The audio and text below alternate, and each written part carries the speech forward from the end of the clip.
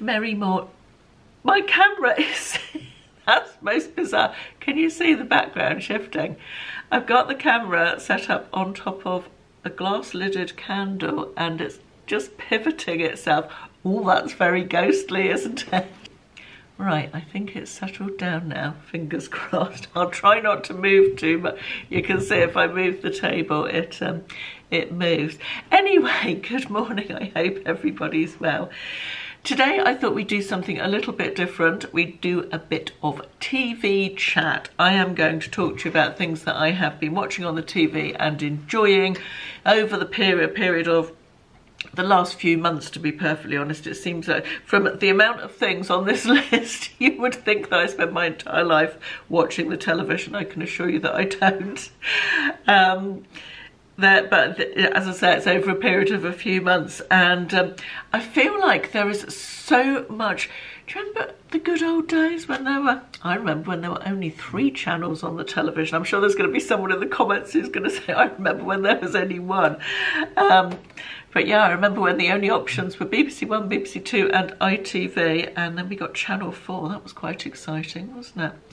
And I was chatting to my mum last week about television. I remembered it only starting at lunchtime and then finishing at about 10 o'clock at night. No, I was very little then, so I'm sure I didn't watch it till 10 o'clock at night. But and they played the national anthem at the end of the day on the television, didn't they?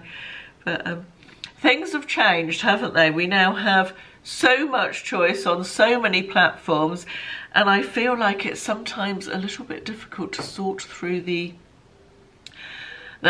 sort the wheat from the chaff, let's say. Let's say that, in terms of what is decent viewing and what isn't. So I thought this way of chatting about it would be a good opportunity for us all to share recommendations.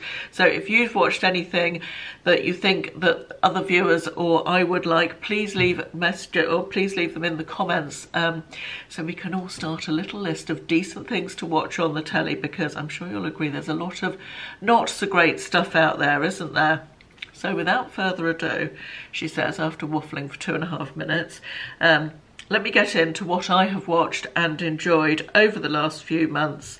And we will start with The Bridge, which was a recommendation from a friend. I'd never have found this if she hadn't mentioned it to me.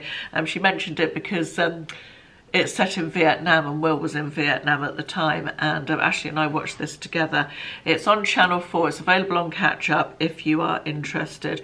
And it's called, I don't know if it's called just The Bridge or the basic premise. It's sort of reality show, sort of adventure reality, I would say, in terms of genre. And there are 2 teams of people who've never met each other before, and they're put on an island each, and they have to build a bridge to another island, which is 1,000 feet long, and they have to build it out of bamboo and rope. It's very labour intensive. They've got 12 days to do it, and the first team to reach the island on their bridge, one of them will win a big cash prize. It's not just about the bridge building, because along the way there are several moral dilemmas that they have to sort of overcome and make difficult choices, and it's a really it's interesting getting to know the people, and it's also interesting seeing how the human psyche works in different ways with different people when there is money involved. It was a really good watch. I think it was 6 parts or 8 parts, something like that. If you can get over the advert, I really struggle with programmes with adverts in these days. There seem to be a lot of adverts, don't there?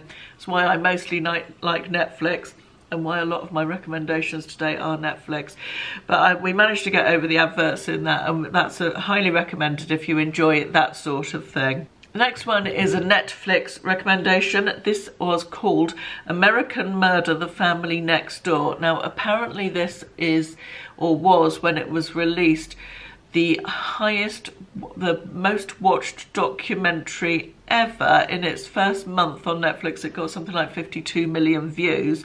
Slight trigger warning for this. It is true crime and it does involve children in the story. So if that's something you think might upset you, this one might not be for you. It is quite harrowing, but it's also really interesting. It's a true story and there's a lot of real life footage included in it. And a guy phones up the police and says that his wife and children have gone missing, and it unfolds from there. As I say, it is harrowing but very watchable, and interesting in how the story unfolds as well. So that's worth a watch if you've not seen it. It's sort of a feature-length documentary, that one. The Holiday, which is also available on Netflix, but I think it was originally on either ITV or Channel 4 towards the beginning of this year.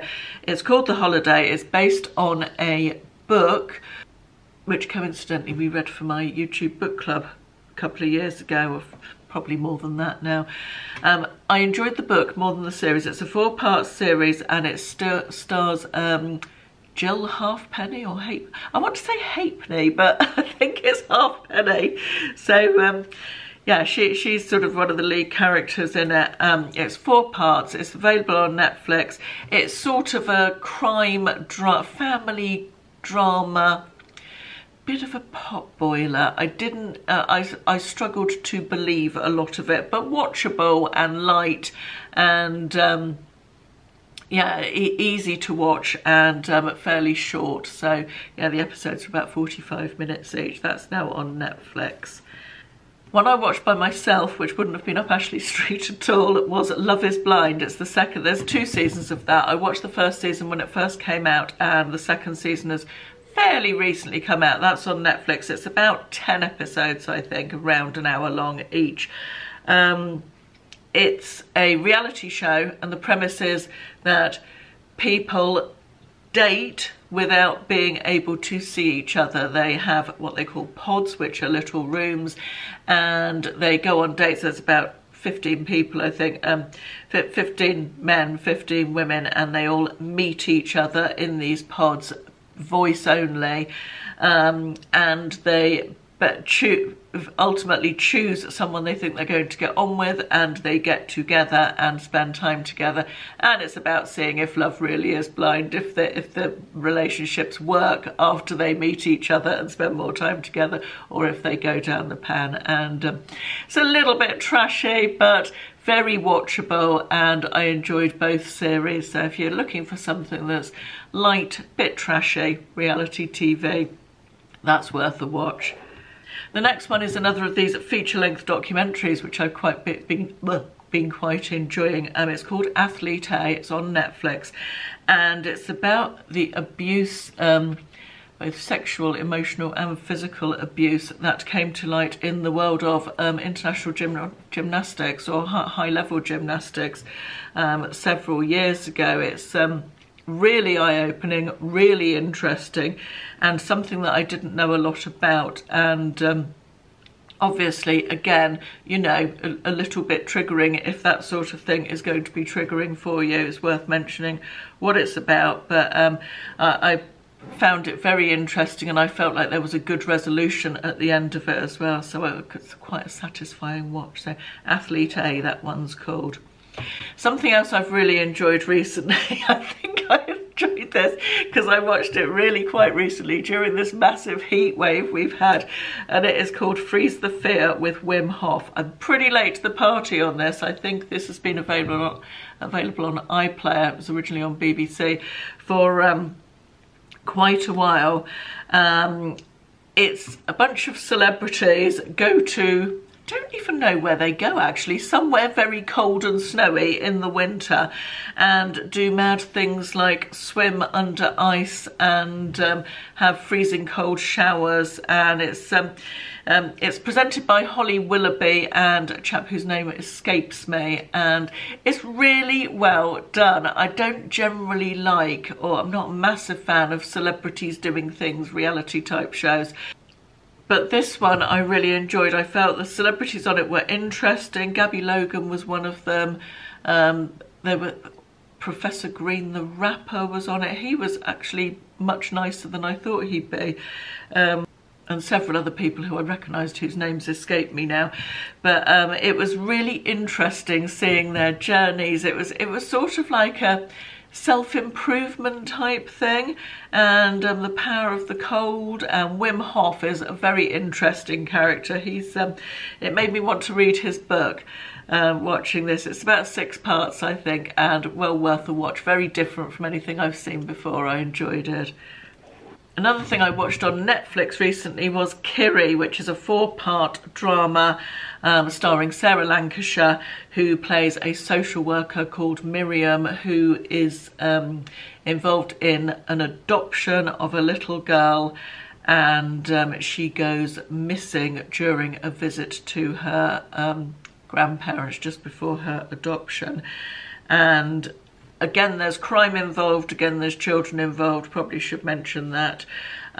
This was it was a crime story, but also really interesting. It said a lot about social services and underfunding and that sort of thing. I liked it on a lot of different levels, this. It was a 4-part one, I don't know if I've said that already, and that one's available on Netflix. It's called Kyri. An absolutely fascinating documentary series I watched on Netflix was called Keep Sweet, Pray and Obey. This is about the fundamentalist, now let me just get this right, where am I? The Fundamentalist Church of Latter-day Saints in America, somewhere, I can't remember where, sorry, where they support polygamy, which is multiple marriage. Absolutely fascinating. Sort of cult-like, really. In fact, very cult-like to me. They had some people who have subsequently left the church who were previously in it, and they listened into how they talked was fascinating, and the life they led, just all based on fear. Well worth a watch, that one. Again, that's Netflix. Another bit of fluff that I have very much enjoyed. Any of you fans of Real Housewives out there? I know there are some who are my viewers. I watched The Real Housewives Ultimate Girls Trip Season 2. Very much enjoyed this. Not quite as much as Season 1. This one was in, now let me think, upstate New York was this one set in is it Dorinda's house. And the last one was in Tortola or somewhere in the Caribbean, anyway, in a beautiful beach house. So that was a little bit more exotic. This one not so much, but still very watchable and entertaining. And on that note, I was very, very happy to hear that Tamra is coming back to The Real Housewives of Orange County. She was always one of my favourites. Probably controversial, I know, but I like Tamra. Anatomy of a Scandal on Netflix, again, is a drama based on a book. I think there's maybe 5 or 6 episodes, something like that. I started watching this, and about 3 episodes in, or 2 episodes in, I realised that I'd actually read the book several years ago. Again, I think the book was just better than the TV series. However, I very much enjoyed the TV series. It is based on a political scandal. MP who's had an affair and been unfaithful to his wife and family. Shocking, I know. And it flips back in time as well to when he was at university, and it very watchable, really good characters, good acting, and not a character that I liked at all, to be honest, in the whole thing, but still very watchable. This was recommended by a friend. It's called Glow Up, and it's a reality TV competition series where makeup artists compete to win I can't remember what they win at the end, but it's some sort of contract, I think, to do makeup artistry. But really interesting contestants, such skill in doing the makeup. Absolutely loved it. I watched 2 seasons of that back to back. That's available on Netflix. There may be more available on iPlayer. I think that's a BBC one, but there's certainly season 1 and 2 are available on Netflix. I'm going to mention this one, even though I wouldn't say I massively enjoyed it, because it was just so weird. The Woman in the House Across the Street from the Girl in the Window on Netflix. If anyone else has watched that, I couldn't decide if it was meant to be sort of a black comedy. I mean, it was very grisly, and it just was very weird. It was very weird. Yeah, that's all I've got to say about that one, really. Let me know your thoughts if you've watched it. This was a little sort of mini documentary on Netflix, about 40 minutes long, and it's called The Long Shot, and it's about a guy who was wrongly accused of murder and his lawyer. And I won't say any more than that because I don't want to spoil it, but it was really worth the watch. If you've got 40 minutes to spare, you could do much worse than watch this. The Long Shot it's called, and it was really good and nicely tied up at the end. I like a good ending. My final recommendation, again, was a recommendation from a friend, and this is Sherwood, which was a BBC drama. I think it's 6 parts. It's available on iPlayer. And it has a very big cast. It's one of those you need to concentrate on to figure out who's who and what they're doing. You wouldn't be able to watch this and keep going while scrolling through your phone, for example. Although I do try not to scroll through my phone while I'm watching TV, unless it's something very light that I can keep up with. Yeah, really good drama, very good cast, lots of well-known faces in it. Based on 2 murders, in fact more than 2 murders, I can't remember, but murders in this, again it's one that flicks back in time, and it's a little village in, wanting to say Nottinghamshire, former mining village, and a murder that happens, and unpicking all of the old stuff that relates back to the miners' strike back in the 70s or 80s? Late 70s, early 80s? Early 80s I'm wanting to say, but could be wrong on that.